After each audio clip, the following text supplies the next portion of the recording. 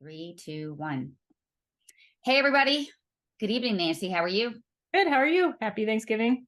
Good. Happy Thanksgiving to you. It's a couple days away, and got any relatives coming into town? They already all live here, so Okay. Okay. Good. Good. right. I've been hearing a lot of complaints from people that they're having to go to the airport today, Mm, and they're not happy. yeah, I wouldn't be either. I'm glad I get to stay here. Yeah. Yeah. Absolutely. So that's a double-edged sword sometimes because you live right in the belly of the beast, really near Chapel Hill, and we're going to be talking about UNC Health yet again. So there's been a very big uproar again that they've got a program. I'm going to put it up right now that seemingly kind of alerts parents, but doesn't actually about a teen. And this is really kind of outrageous about a teen advisory board with the health equity program. Mhm. And it says here that, there's some things sent home with the parents. Maybe they don't see it with the kids, but it's for contraception. So teens are being recruited from school, Orange County, a couple more counties, Durham, of course, usual players, to participate in a really what it looks like to me, Nancy, is a study. Tell me about it. Yeah, well, it's under the UNC School of Medicine. So the department, this Office of Health Equity Research, is funded by the School of Medicine as part of the School of Medicine. And they are recruiting minors in high schools through the public school system. Um, they are recruiting minors and paying them, reimbursing them $250 worth of gift cards to help advise them on ways to educate teens about contraception and all of that. They're specifically targeting females, although it looks like they're including uh, potentially males, I guess, as trans females as well. It's very confusing. Well, To, they can be pregnant, right? I Maybe. guess to sign up, you take surveys, including gender theory surveys, gender identities, all of these things. You don't need to have parental consent, it appears, based on the surveys and the sign up forms. And you get paid if you go to a Zoom meeting a month or so. To me, this is egregious. Again, it's behind the backs of parents, essentially, since you don't need, appears, parental consent. They are paying students. They're taking surveys about their gender identities, again, inserting gender and queer theory into young minds, and then asking them about, sexual practices and how to learn about contraception and all of this stuff and paying them for it. This is the UNC School of Medicine doing it, and they're doing it through schools, public schools. Yeah, they are. So, we keep talking about this. There's some need for radical individuals on university campuses to have access to our children, whether it's third party programming, whether it's the teacher themselves, whether it's the actual school district themselves. They want to get their hands on our children, and they don't really want the parents around. So this is another example of that. But look, you and I have been railing against a particular provision in the general statutes that gives doctors access to children from 0 years and up when it Mhm. comes to contraceptives, when it comes to curing drug addictions or treating them, also when it comes to mental health maladies. That would include gender dysphoria, depression, ADHD, etc. So through schools right now, until the Parental Rights Act goes into effect in January, through Mhm. schools, these providers, it's like shooting fish in a barrel, Yeah. right? You put these clinics inside of schools. They have unlimited, unfettered access to our children. Nothing's stopping it. No, and they're paying these kids to do it. So why wouldn't a kid sign up? And then they're introducing queer theory. They're introducing race theory through intersectionality and queer theory, having secret Zoom meetings, all funded and supported by the UNC School of Medicine under Dean Wesley Burks and Vice Dean Christy Page. It's evil. It's malicious. I was beside myself today reading the story, broken by a citizen journalist in Orange County, and it's disgusting. It's absolutely disgusting. The leadership at UNC is off the wall.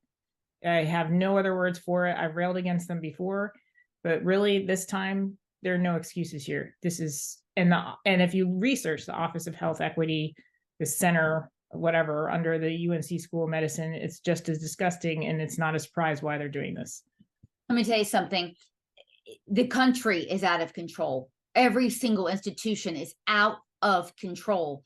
But when we have the marrying of CRT and queer theory and Marxism, really, in healthcare, we have a red alert situation. So we've got trustees who are sitting up there who could do something about this. These are trustees. My understanding is that most of them have been appointed by Republicans, right? So our own party. They're sitting there. They're either doing very little or nothing at all. The time for phoning it in has far eclipsed. We're done. We're at red alert. Yeah, I'd ask any trustees who are interested in phoning it in, or who are interested in saying, well, we can trust the people underneath us, which I've heard them say at meetings, to step aside and to step down. It's time to step up, be the adult, do your job, get rid of these malicious programs, and just quit the nonsense. It's disgusting on public taxpayer dollars. It's gross. Yeah, I mean, we're hanging by a thread. So speaking of UNC, it looks like the chancellor, it's not clear whether he's being forced out or if he's leaving on his own or whatever. The material fact, though, is he is leaving. And I believe, again, we're left with the leadership in the General Assembly to have to lean on the trustees and the Board of Governors to do the right thing and to appoint the right type of chancellor. This place is out of control. You've got the craziest people, the most radical people on planet Earth running the asylum over there. Yeah, it's terrible. And again, I think that Dean Wesley Burks and Vice Dean Christy Page, who's behind a lot of this stuff and who cannot step into the ultimate dean chair of the School of Medicine, they both need to follow Kevin Guskowitz and not let the door hit them on the way out. If they can't control this stuff, if they can't step up to the plate, if they can't watch over their programming, and they're leading all these ideological bureaucracies in medicine and allowing it to flourish, then they're not the right people for the job. They need to go. Well said. Well said. This is theoretically the crown jewel of our public university system here. It's got to be controlled, period, end of discussion. So look, this really pissed me off. As I was looking on the UNC Health Equity website, I came across the first link that I chose. It's health narratives. Okay. And we click on it. I'm going to put it up here right now.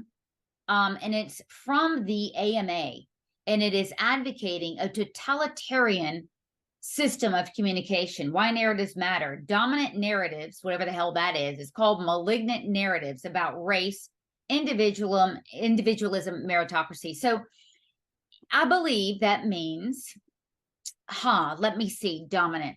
It would be Jewish for sure, white for sure, probably Christian for sure, right? Male. And that's called malignant. The AMA. Now, this is a radical organization that many Americans really believe controls the lion's share of doctors. You're a doctor. Tell me about the AMA. What's your view of it? It's a collection of physicians who buy into it. I don't know that the majority of physicians even want to have anything to do with it. It's just another association, but it throws its weight around, and is basically acts like a teachers union, but for doctors. So a lot of individual doctors, and I encourage you to go, when you go see your doctor, any doctor, specialist, your primary care physician, whoever, to ask if they're members and what they think of it. I have never been a member of the AMA. I get their flyers in the mail and I rip them up and throw them in the garbage. I have no interest in that organization whatsoever. But, these institutions find something bolstered, or their ideology bolstered by a medical association, and immediately throw it up there to bully the student or the patient into saying, well, we're the experts. Here is a group of doctors, even though it's, basically a small group of ideologues pretending to be doctors. And what they say is fact, when quite frankly, it's not. That's what the AMA is. It's bullshit. And I'm going to evidence that by the next thing I'm going to read. Let me put this up here. Here's how they describe whiteness. It's let's see, the power and privileges that people are defined with as whites receive whiteness in this way is both cultural and socioeconomic power, privilege, blah, blah, blah. Political significance, everybody else is compared to that norm. It is complex and debated term, full of paradox, etc. No, it's not. It's open your eyes. Someone is Caucasian, for gosh sakes. How hard is it? So I know what they're getting at here. I mean, this is demonizing white people. Oh, yeah.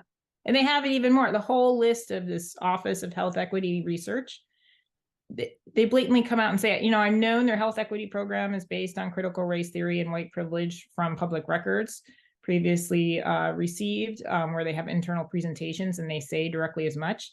This website publicly proclaims it. Their whole list is critical race theory resources, whether it's the 1619 project, which is directly on there.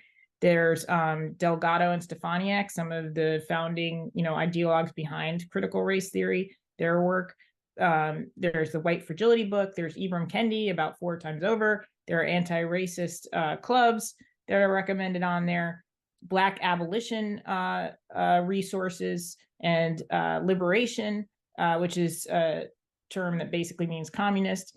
All of the white fragility, I think I mentioned the 50 ways of white privilege, the Peggy McIntosh backpack thing.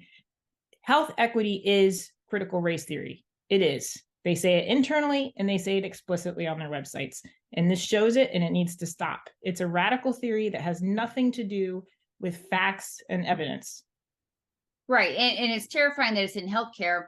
And again, you know, one of the 2 research institutions in this state, it gets the lion's share of the budget. I mean, the budget is out of control with the amount of money that they receive. There's a new project to fund a UNC and ECU combined psychiatric center for youth.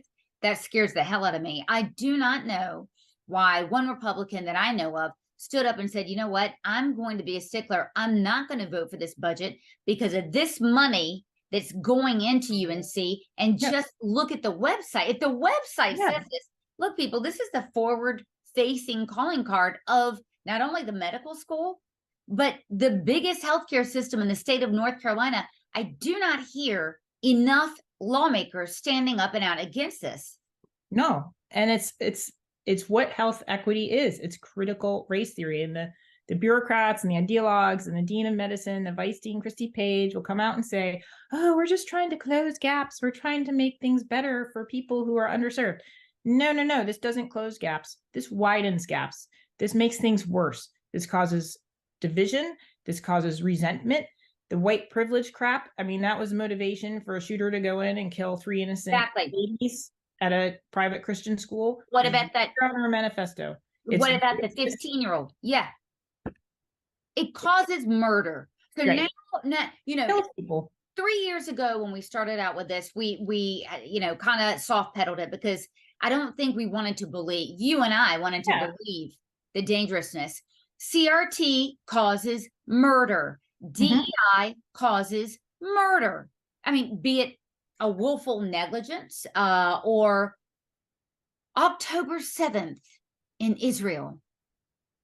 It causes murder.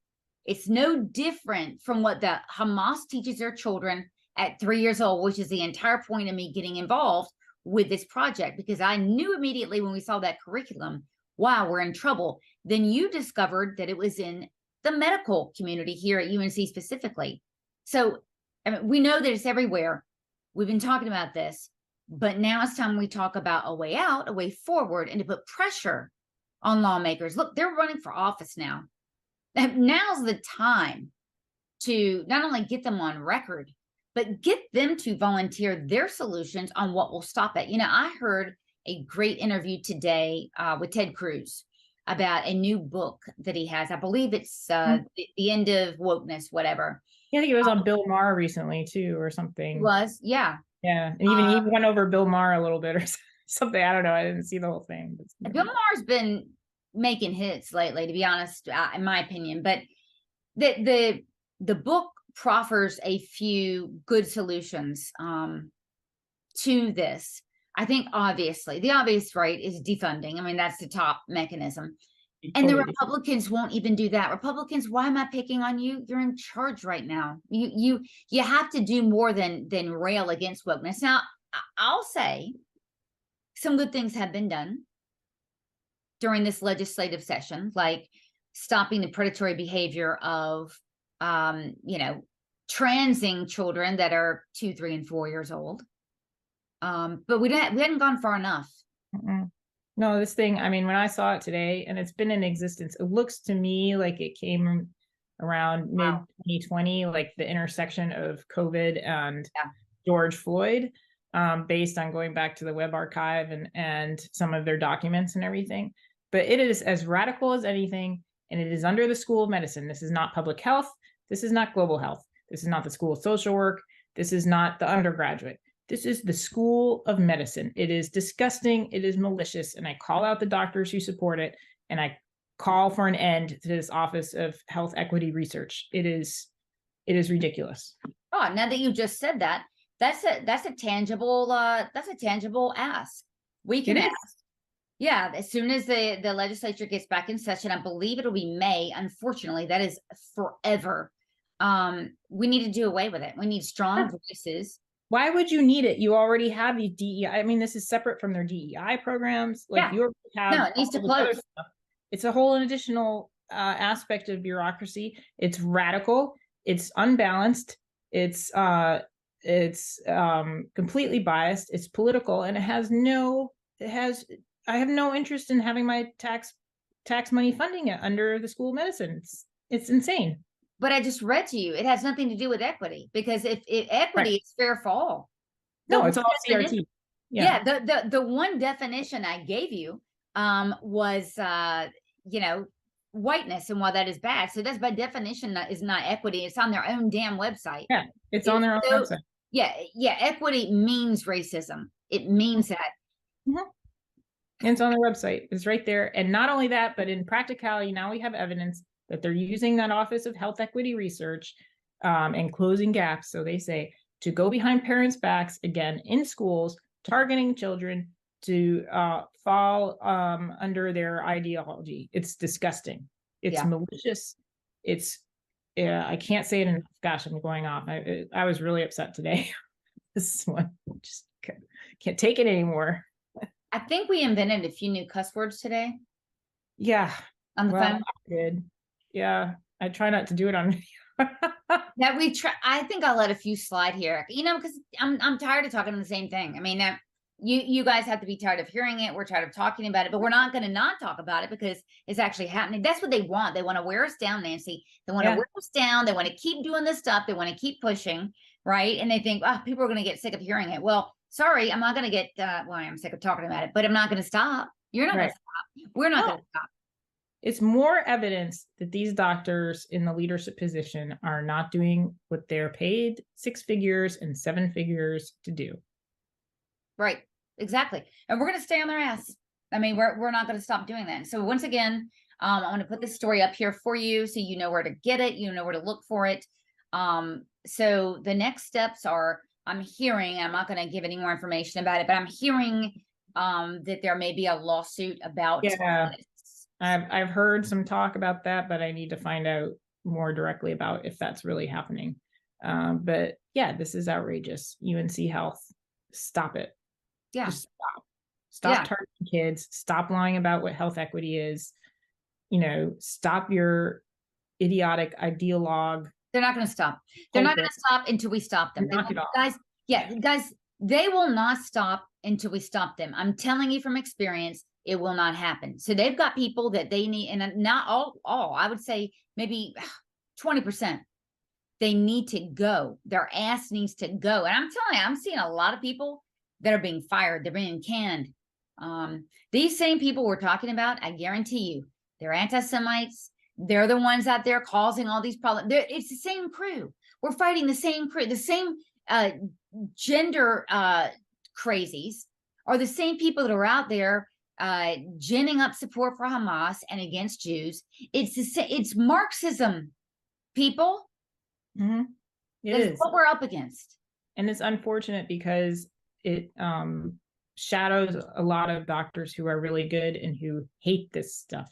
and They who do. want nothing to do with it, and who are part of the UNC system or part of the physicians network, like my own husband, who doesn't agree, who looks at this stuff and is like, what? Like, what the heck is this?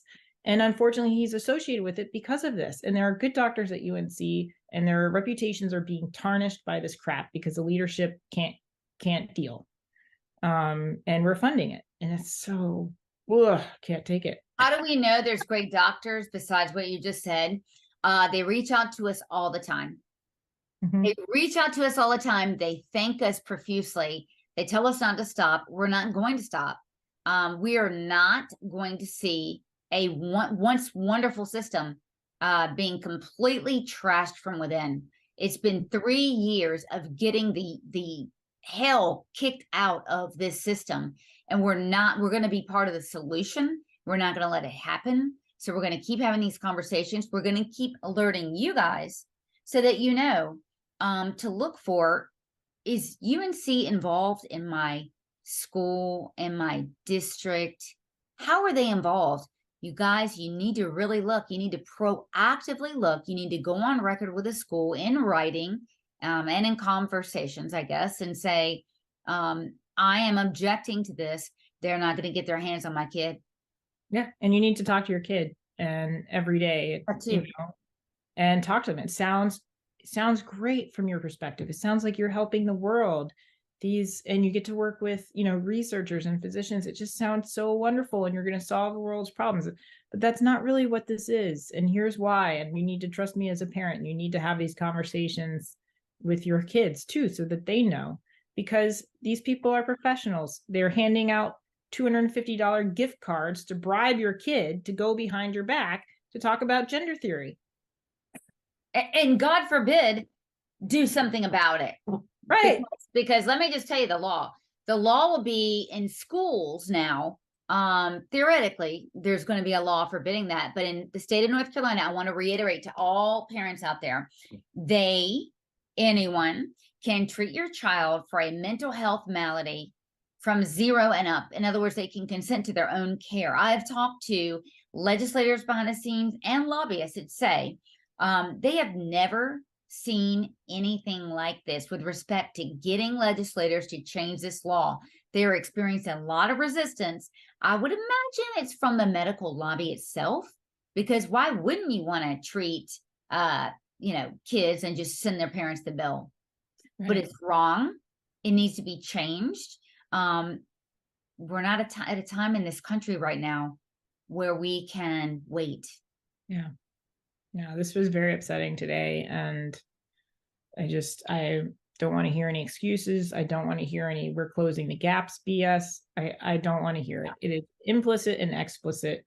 CRT, health equity, is critical race theory and white privilege. That's what it is. Period. So, well, thank you. It's been nice catching up with you. Yeah, you too. Again, about UNC Health. Have a wonderful Thanksgiving. All of you, have a wonderful Thanksgiving. There's a lot going on in the world right now, and we need to kind of have that in the background and have our family in the foreground. Appreciate your family, and appreciate your friends that you have a wonderful time with, and cheers to them. Well, thank you, Nancy. Yeah. Cheers to you. Take the couple of days to appreciate the people around you. And I'm thankful for you, Nancy. Oh, thanks. I'm thankful for you too, Sloan. All right. Have a good night. Yep. Good night. Bye. Bye.